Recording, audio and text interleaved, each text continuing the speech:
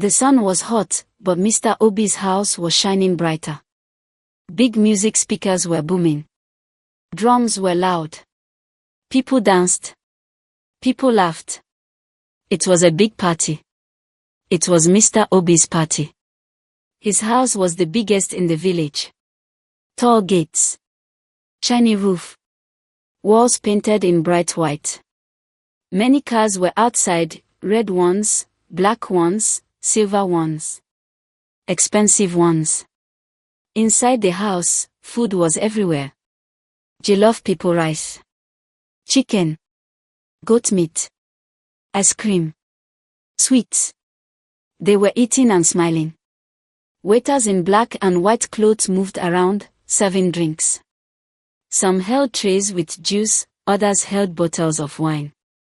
The floors looked like glass. The chairs looked like gold. A big chandelier hung from the ceiling like a star. Mr. Obi stood at the center of it all. He wore a shiny white agbada with gold embroidery. He had a red cap on his head. His shoes were black and clean. His watch sparkled. He laughed loudly. "You see what hard work brings," he shouted to the guests. People clapped. But some were just pretending to smile. "Look around," Mr. Obi said again. "This is what it means to be successful. I made it. While some of you were sleeping, I was working. Now, I enjoy my reward." Some guests nodded. Some whispered. "He is too proud," one villager said quietly. "Where did he get all this money so fast?" another asked. A group of villagers stood outside the gate. They were not invited, but they came to watch. Children pressed their faces against the fence. "Wow," one child whispered. "I want to be rich like Mr. Obi one day." Inside, Mrs. Obi sat on a chair with other women. She wore a shiny lace dress and a matching head tie. But her smile was small. She kept looking at her husband, then looking away. "Isn't this too much?" one woman asked her. Mrs. Obi chuckled. "He likes to show off," she said, not looking proud. As the party went on, a man in old clothes passed by. He looked weak. His slippers were torn. He stopped near the gate and looked in. "Is that not Mr. Jide?" someone asked. "Yes," another said. "He used to work with Mr. Obi a long time ago. Now look at him." The camera, if this were a movie, would zoom in. Mr. Jide looked at Mr. Obi for a long time. His eyes were full of pain. But he said nothing. He turned and walked away. Back inside, Mr. Obi raised his glass. "I want to thank everyone for coming. Let this party show you all that Mr. Obi is a man of wealth. I didn't wait for the government. I made my own road to success." People clapped again. But not everyone clapped. Mr. Obi was rich. But behind the money, there was a secret. He was not always like this. Long ago, he was just like everyone else. Poor. Struggling. But one day, he made a choice. A choice that changed everything. The music got louder. The dancing got wild. But in the middle of all that joy, something dark was there. Behind his big smile, Mr. Obi's eyes looked sharp. Cold. As if they were hiding something. And they were. Many years ago, Mr. Obi was not rich. Back then, his name was just Obi. No one called him Mr. He lived in a small one-room house. The roof leaked when it rained. The floor was made of mud. He had only one shirt and 2 trousers. But Obi was a smart man. He liked money. He wanted to be rich, very rich. He had one best friend. His name was Chuka. Chuka was kind and always shared what he had. Chuka had a small phone repair shop. It didn't make much money, but it helped him eat. One day, Chuka came to Obi with a smile. "Obi, I have an idea," he said. Let us join money together and start a small business. We can sell phone parts and make more money. Obi smiled. Yes, that's a great idea. They each brought what they had. Chuka brought 50,000 Nigerian nairas. Obi brought 30,000 Nigerian nairas. Chuka said, no problem, I trust you. You can pay the rest later. They bought a small table. They rented a small shop. They wrote Siano phone word on a wooden sign and placed it above the shop. Business started slowly but grew quickly. After 2 months, they made enough profit to buy more goods. But something changed in Obi. He started thinking, why should I share this money with Chuka? I want it all. One evening, Obi told Chuka, I want to travel to Lagos to buy better phone parts. I will take the money and come back in 3 days. Chuka said, okay, I trust you. Obi left the village. But he did not go to Lagos. He used the money to rent a better shop in a nearby town. He changed the name to Obi Digital. He lied to the new people, saying, I started from scratch. Nobody helped me. Chuka waited. 3 days passed. Then 1 week. Then 1 month. He went to Obi's small house. It was empty. Chuka sat on the ground and cried. I trusted him, he said.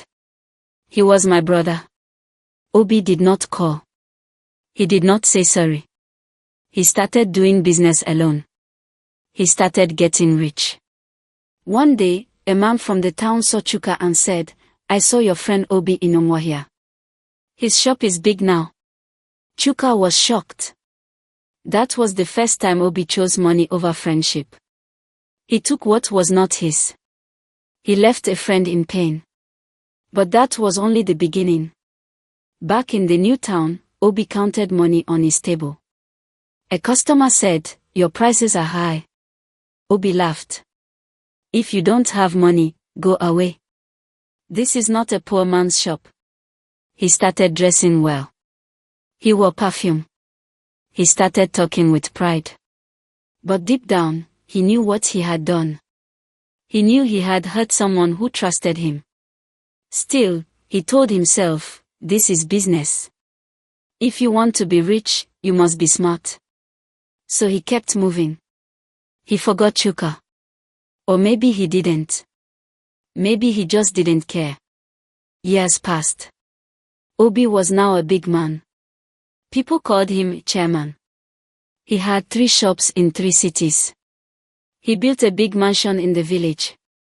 He drove a black jeep. People respected him. Some feared him. But Obi wanted more. One evening, a man came to visit him. His name was Mr. Okafor. He was a lawyer. Chairman, Mr. Okafor said, I have good news. Obi smiled. Tell me. There is a land deal, Mr. Okafor said. Very big land. It is worth 50 million Nigerian nairas, but we can buy it for only 15 million Nigerian nairas. The owner is old and sick. He wants to sell it fast before he dies. Obi's eyes grew wide. Nigerian naira won 5 million for land worth 50 million Nigerian nairas. Yes, Mr. Okafor said. But we must act fast. And we must pay in cash. Obi leaned back and thought. I don't have 15 million Nigerian nairas now. Maybe 7 Nigerian nairas million. There is another way, Mr. Okafor said. Your cousin, David, has some money. You can bring him in as a partner. He trusts you. Obi smiled. David. His own blood. David looked up to him like a big brother. David had just sold his father's house in the city and was planning to start a new life with the money. Bring David in, Mr. Okafor said. Buy the land together. Later, you can buy his share. Obi was quiet for a while. Then he nodded slowly. Yes. He will believe me. He will not suspect anything. That night, Obi called David. Brother, he said on the phone. I have a big plan. It will change your life. David came the next day. He was happy to see Obi. Cousin, I'm ready to start business, David said. Obi smiled. You came at the right time. There is land. Big land. We will buy it cheap, then sell it high. You will become rich. David's eyes lit up. Wow. Are you sure? Obi nodded. Very sure. You trust me, right? David smiled. With my life. Obi's heart beat fast. But his face stayed calm. Bring 10 million Nigerian nairas, Obi said. I will add 5 million Nigerian nairas. We will buy it fast before someone else does. David nodded. I will bring it in 2 days. As David left, Obi stood at the door, watching him. This was the moment. Obi had a choice. He could do the right thing. Or he could repeat the past. But greed had made his heart hard. He had tasted betrayal before, and it gave him power. Obi looked at the sky. This will make me even richer, he whispered. But he didn't know. He was digging his own hole. 2 days later, David returned to Obi's mansion. He carried a brown envelope. It was full of cash, Nigerian naira 10 million. Obi smiled and welcomed him with a hug. You did well, David. You will never suffer again. David laughed. I trust you, brother. Let's do this together. Obi took the envelope and locked it in a safe. Then he brought out 2 glasses of juice. Let us drink to our future. They clinked glasses. But deep inside, Obi had already made a secret plan. He had no plan to include David in the land deal. He would buy the land alone, forge the papers, and put only his name on it. Then he would tell David something simple: the deal failed. The next morning, Obi met Mr. Okafor, the lawyer. Did you bring the money? Mr. Okafor asked. Obi handed him the full 15 million Nigerian nairas. Let's move fast, he said. They went to the land seller. He was an old man lying in bed, coughing. Do you have the money? The old man asked. Yes, Obi said. Full payment. The man smiled weakly. God bless you. My children will eat now. Papers were signed. Obi's name was written as the only buyer. No, David, Obi said. It's only me. Later that day, Obi came home and called David. Bad news, Obi said, pretending to look sad. The man changed his mind. He said someone else paid more. David's eyes opened wide. What? But I gave you all my money. Obi nodded. Yes, I know. I'm angry too. But don't worry. I will find another deal for us. David looked confused. So, where is my money now? I used it to try and pay the man, Obi lied. We can't get it back. But I'll help you. I promise. David sat down, shaking. I sold everything just to start life. I trusted you. Obi touched his shoulder. Calm down. I said I will help you. David nodded slowly. He didn't want to believe his own blood would cheat him. But as he walked out of the mansion that day, something felt wrong. Obi stood at the gate, waving goodbye. But when David left, Obi turned to his servant and laughed. Foolish boy, he said. If you want to be rich, you must use your brain. The papers were signed. The money was gone. And David was left with nothing. Obi smiled and moved on. But greed always brings something back, later. Obi started building on the land.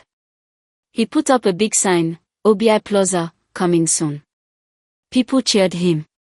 They called him wise. They said he was a master of business. But no one knew what he did behind the scenes. Only David. And God. David sat outside a small kiosk. His face looked tired. His eyes were red. His clothes were dusty. It had been 3 weeks since the land deal. He had no money left. No job. No house. He had sold everything to join Obi's deal. Each day, he walked past the new building site. He saw the workers digging, laying blocks, and carrying sand. At the front, a big banner read, Obi Plaza, coming soon.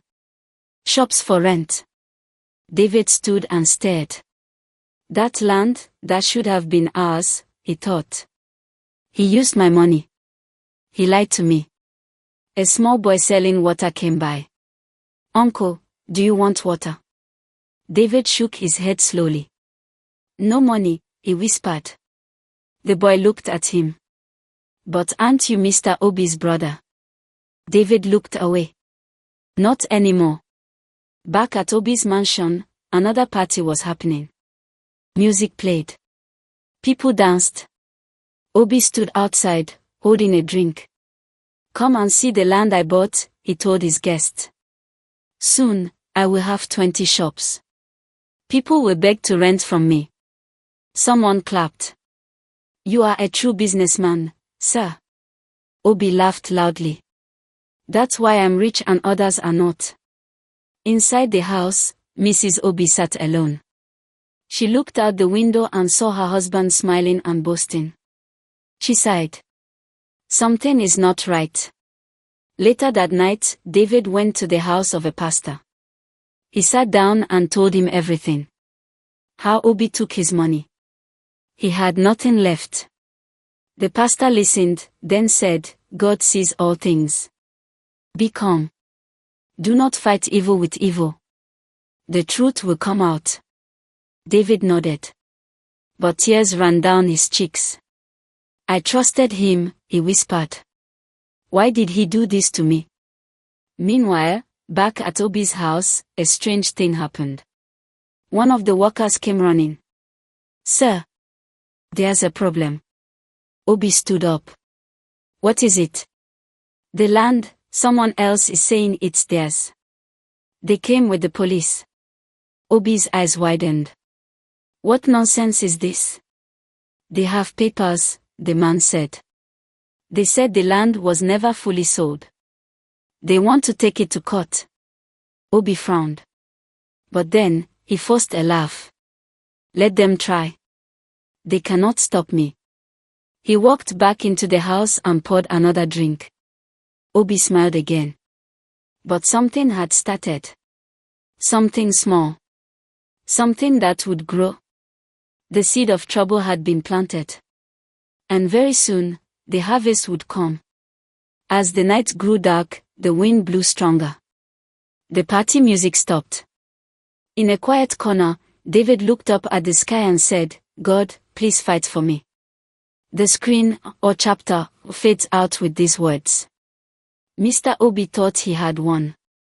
But the game had just begun. Comments below the type continue if you want to see episode 2. Your feedback will help shape future videos on this channel.